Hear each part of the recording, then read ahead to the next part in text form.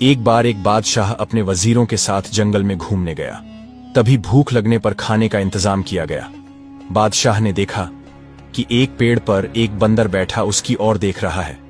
वह आम बंदरों की तरह उछल कूद नहीं कर रहा। बादशाह ने नौकरों से कहा, इस बंदर के लिए भी कुछ खाना रखो। नौकरों ने पेड़ के नीचे खाना रख दिया। बंदर नीचे आया और कोयले से एक पर्ची पर कुछ लिखा और बादशाह को दे दिया। उस पर लिखा था, मैं ऐसा खाना नहीं खाऊंगा, मुझे भी बादशाह की तरह ही खाना दिया जाए। बादशाह को यह देखकर बहुत आश्चर्य हुआ। फिर उसने बंदर के लिए भी वैसा ही भोजन तैयार करवाया। बंदर ने फिर खाना खाया और वापस पेड़ पर चला गया। तभी आसमान में काले बादल छा गए, बारिश होने वाली थी। बादशाह ने कहा, बंदर के लिए टाट का एक टुकड़ा रख दो ताकि वह भीग न जाए। लेकिन बंदर ने फिर से पर्ची पर लिखा, जैसा बादशाह के लिए तंबू लगाया गया है वैसा ही मेरे लिए भी लगाया जाए।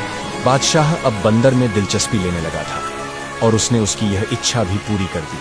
कुछ दिन बाद जब बादशाह अपने महल लौटने लगा तो उसने बंदर से पूछा, क्या तुम हमारे साथ महल चलोगे? बंदर ने लिखा, जैसा हाथी तुम्हारे लिए तैयार किया गया है वैसा ही मेरे लिए भी हो, तब मैं चलूंगा। बादशाह ने वैसा ही करवाया। जब वह दोनों महल पहुंचे तो बादशाह ने नौकरों को आदेश दिया कि बंदर को एक खेमे में रहने दिया जाए। लेकिन बंदर ने तुरंत एक कागज पर कुछ लिखकर बादशाह को दिया। उस पर लिखा था, जैसा महल आपके पास है वैसा ही महल मुझे भी चाहिए, वरना मैं वापस जंगल चला जाऊंगा।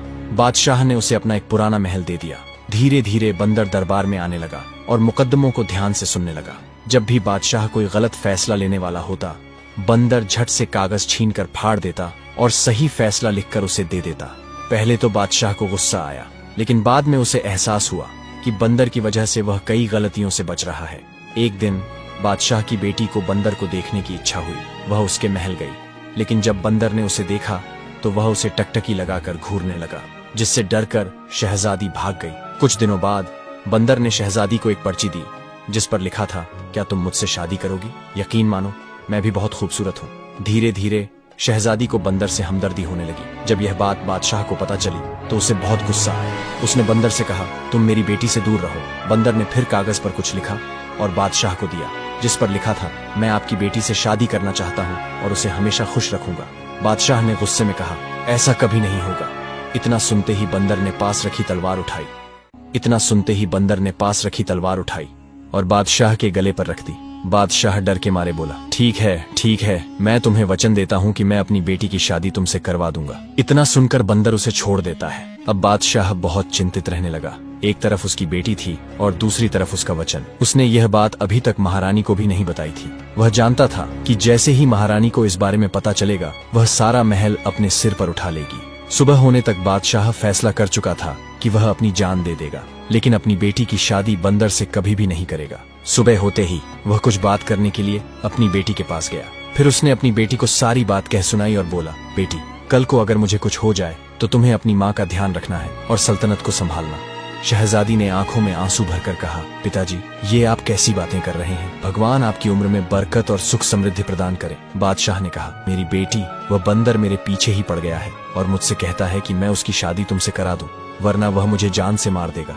लेकिन यह तो नामुमकिन है, मैं तुम्हारी शादी उससे भला कैसे कर सकता हूँ? बेटी बोली, आप ऐसा करें, आप मेरे रिश्ते के लिए बंदर से हाँ कर दीजिए। जैसे तैसे शहजादी ने बादशाह को शादी के लिए मना लिया। फिर बादशाह ने जाकर बंदर से कहा, मेरी बेटी शादी के लिए राजी है। बंदर बोला, तो शादी की तैयारी करी जाए, आने वाले 2 दिन बाद ही हमारी शादी होगी। मेरी बेटी शादी के लिए राजी है। बंदर बोला, तो शादी की तैयारी करी जाए, आने वाले 2 दिन बाद ही हमारी शादी होगी। जब महारानी को पता चला कि उसकी बेटी की शादी एक बंदर से हो रही है तो उसने पूरे महल में हंगामा मचा दिया। 2 दिन बाद शादी के दिन बादशाह ने महारानी को एक कमरे में बंद कर दिया और शहजादी की शादी बंदर के साथ करवा दी। शादी के बाद शहजादी बंदर के महल में चली गई। अगले दिन जब शहजादी महल लौटी तो वह बहुत खुश नजर आई। यह देखकर महारानी हैरान रह गई। उसने शहजादी से पूछा, बेटी, क्या तुम सच में इस बंदर के साथ खुश हो? शहजादी मुस्कुराकर बोली, हाँ अम्मी, मैं बहुत खुश हूँ। अब शहजादी दिन में अपने पिता के महल में रहती और रात में बंदर के महल चली जाती। यह देखकर महारानी को और भी अजीब लगा। एक रात महारानी चोरी छिपे बंदर के महल पहुंच गई। वहां उसने देखा कि शहजादी के कमरे का दरवाजा अंदर से बंद था। महारानी ने कान लगाकर सुना तो अंदर से किसी आदमी की आवाज आ रही थी। उसे शक हुआ, इसलिए उसने ताले के सुराख से अंदर झांका। वह यह देखकर दंग रह गई कि कमरे में बंदर की खाल जमीन पर पड़ी थी और शहजादी के सामने एक बेहद खूबसूरत नौजवान बैठा हंस हंस कर उससे बातें कर रहा था। यह देखकर महारानी को सब समझ में आ गया। उसने मन ही मन सोचा, तो यह बात है, तभी मेरी बेटी इस बंदर के साथ इतनी खुश है। फिर महारानी ने सोचा, अगर मैं इस बंदर की खाल जला दूं तो वह हमेशा इंसानी रूप में ही रहेगा। फिर महारानी ने सोचा, अगर मैं इस बंदर की खाल जला दूं तो वह हमेशा इंसानी रूप में ही रहेगा। जैसे तैसे छिपते छिपाते उसने वह बंदर की खाल उठा ली और अपने महल में लाकर उसमें आग लगा देती है। उधर शहजादे को जलन महसूस होने लगी। शहजादा बचाओ बचाओ कहकर गायब हो गया।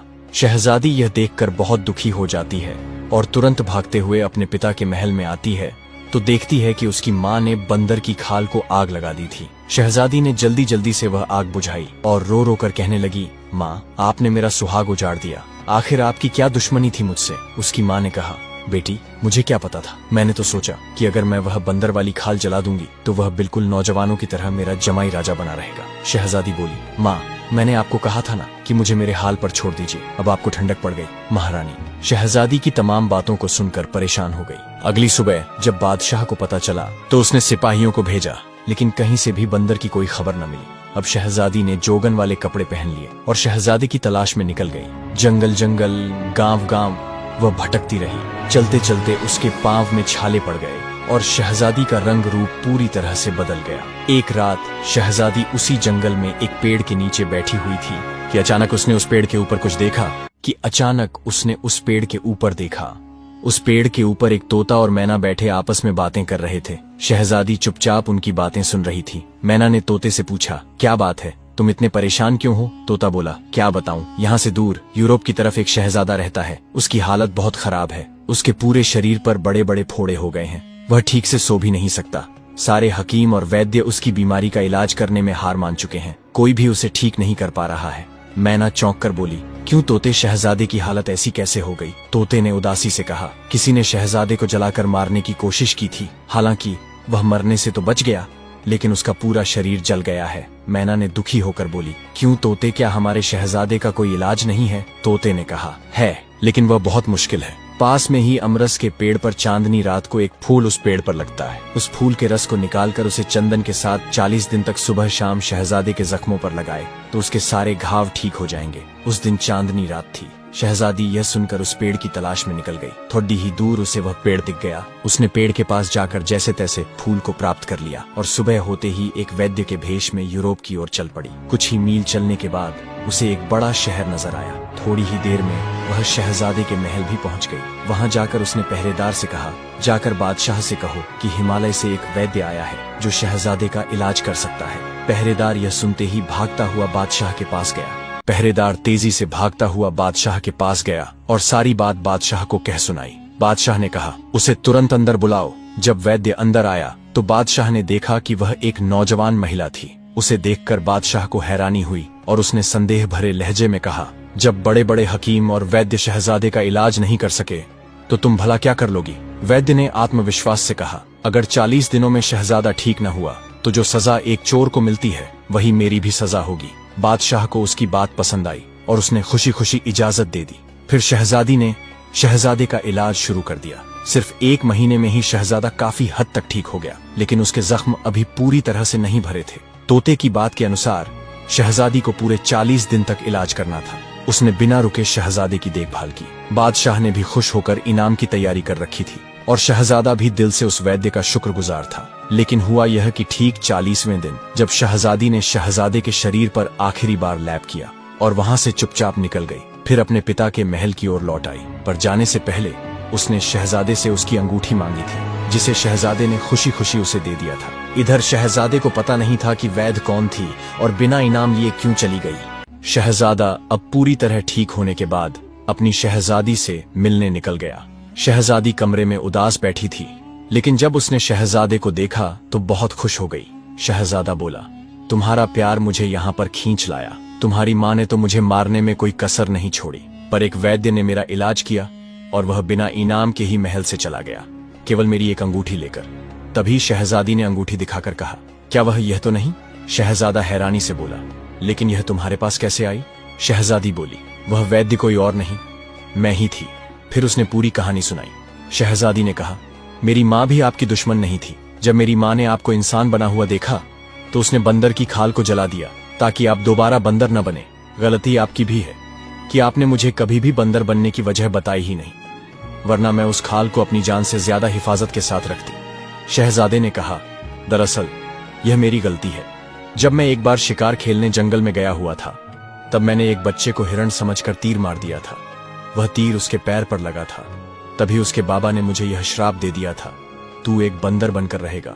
बाबा के कहते ही मैं बंदर बन गया। मैं उन बाबा से बहुत विनती करता रहा। फिर उन्होंने मुझसे कहा, ठीक है, जब तुझसे कोई लड़की सच्चे दिल से मोहब्बत करेगी तभी तू बंदर से इंसान बनेगा और केवल तू उसी लड़की के सामने इंसानी रूप में आ सकेगा। कुछ दिनों बाद मैं तुम्हारे पिता से मिला। उसके बाद का तो तुम्हें पता ही है। यह पूरा घटनाक्रम बादशाह और महारानी दरवाजे के बाहर खड़े होकर सुन रहे थे। महारानी ने शहजादे से माफी मांगी। शहजादे ने उन्हें माफ कर दिया। इसके बाद दोनों खुशी खुशी महल में रहने लगे।